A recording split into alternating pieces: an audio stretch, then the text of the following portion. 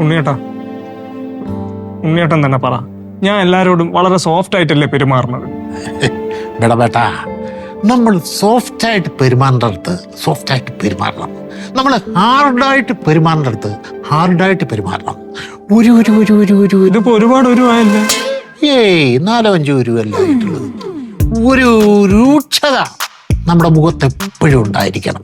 മൊത്തത്തില് ഈ രൂക്ഷത എന്ന് പറയുമ്പോൾ നമ്മുടെ ആ പെരുമാറ്റം മൂലം നമ്മുടെ വീട്ടിലുള്ളവർക്കും ഓഫീസിലുള്ളവർക്കും നാട്ടിലുള്ളവർക്കും ഒക്കെ നമ്മളോടൊരു ഭയഭക്തി ബഹുമാനം ഉണ്ടാകണം. ഉണ്ണിയേട്ടാ, എനിക്ക് എന്റെ ഈ സ്വഭാവം മാറ്റണം. അതിന് എന്തെന്ന് വെച്ചാൽ ഉണ്ണിയേട്ടൻ പറഞ്ഞു തന്നെ പറ്റുള്ളൂ. ഇപ്പൊ തന്നെ അമ്മ പറഞ്ഞു കേട്ടില്ലേ, ആണത്തം ഇല്ലാത്തവൻ. ഈ വിളി കേട്ട് എനിക്ക് മടുത്തു. എന്റെ സ്വഭാവത്തില് ആ രൂക്ഷത കൊണ്ടുവരാൻ ഞാൻ എന്തോന്നൊക്കെ ചെയ്യണം? ഉണ്ട്, മാർഗമുണ്ട്. ഞാൻ പറഞ്ഞുതരാം.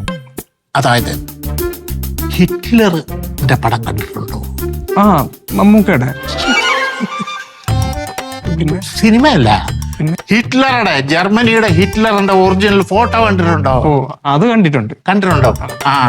അയാളുടെ മുഖം എങ്ങനെയായിരിക്കുന്നറിയാവോ? നെറ്റി ഇങ്ങനെ ചുളിഞ്ഞിരിക്കും. എപ്പോഴും നെറ്റി ചുളിഞ്ഞിരിക്കും. മുഖം എന്താ നെറ്റി വിളിച്ച് ഇങ്ങിരിക്കും. ശ്രദ്ധിച്ച് ഇങ്ങോട്ട് എനിക്ക് ഇങ്ങനെ ഇരിക്കും. അങ്ങനെ നെറ്റി വിളിച്ചേ ഞാനാ? അയ്യ, നെറ്റി വിളിക്കാൻ പറയാം. മൂക്കാന്ന ചുളിക്ക. അയ്യത്തെ കണ്ണി വിളിക്കുന്നത്. ആദ്യത്തെ തവണ ആയതുകൊണ്ടാ, പ്രാക്ടീസ് ചെയ്യുമ്പോ പറ്റും. ചുളിക്കുവോ? ചുളിക്കണം. പോട്ടെ, സാരമില്ല. ഇതുകൊണ്ടൊക്കെ നമുക്ക് അഡ്ജസ്റ്റ് ചെയ്യാം. അതുപോലെ തന്നെ വേറെ ചില ഉപദേശങ്ങൾ എനിക്ക് തരാനുണ്ട്. ചുമ്മാതെ ഈ തമാശ പറച്ചിലും കളിയും ചിരിയും ഒന്നും എല്ലായിടത്തും വേണ്ട. എപ്പോഴും നമുക്കൊരു ഗൗരവം ഉണ്ടായിരിക്കണം. നമ്മൾ നല്ല റഫായിട്ട് പെരുമാറണം. അത് ചെയ്യാൻ ചേട്ടാ. എനിക്ക് എന്തായിരുന്നാലും ആണത്തുള്ളവനായിട്ട് പ്രൂവ് ചെയ്ത് കാണിച്ചു കൊടുക്കണം. വേണമല്ലോ. അതിന് ആദ്യ പടിയായിട്ട് വീട്ടിൽ നിന്ന് തുടങ്ങണം. ഉദാഹരണത്തിന് ഭാര്യ ഒരു കലന്ന തമാശ പറഞ്ഞെന്ന് കുട്ടിയോ, അത് കേട്ട് ഉടനെ തന്നെ എന്ന് പറഞ്ഞ് ചിരിക്കരുത്. ഗൗരവമായിരിക്കണം.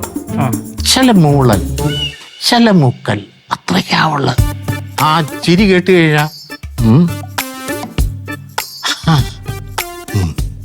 ഓഹോ, അത്രയും മതി. അപ്പോഴത്തേ നമുക്ക് ഗൗരവമാവും, നമുക്ക് അതിന്റെ ബഹുമാനം കിട്ടും. ശരി ഉണ്ണേട്ടാ, ഈ മാറ്റങ്ങളൊക്കെ ഞാൻ വരുത്തും. ആണത്തുള്ളവനായിട്ട് ഞാൻ കാണിച്ചു കൊടുക്കും. വേണം. കാരണം ഈ മാഡത്തിന്റെ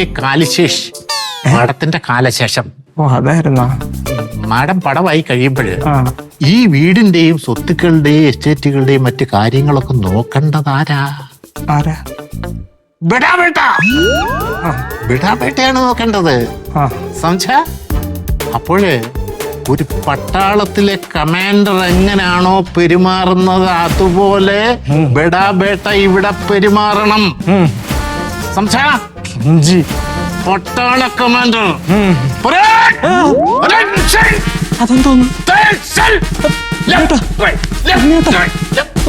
അമ്മയുണ്ട്. ഞാൻ പട്ടാളത്തിൽ ഓർമ്മകളിലേക്ക് പോയി. പട്ടാളത്തിൽ പോയിട്ടുണ്ടോ? ഇല്ല, ഞാൻ പരേഡ് കണ്ടിട്ടുണ്ട്. നന്നായി.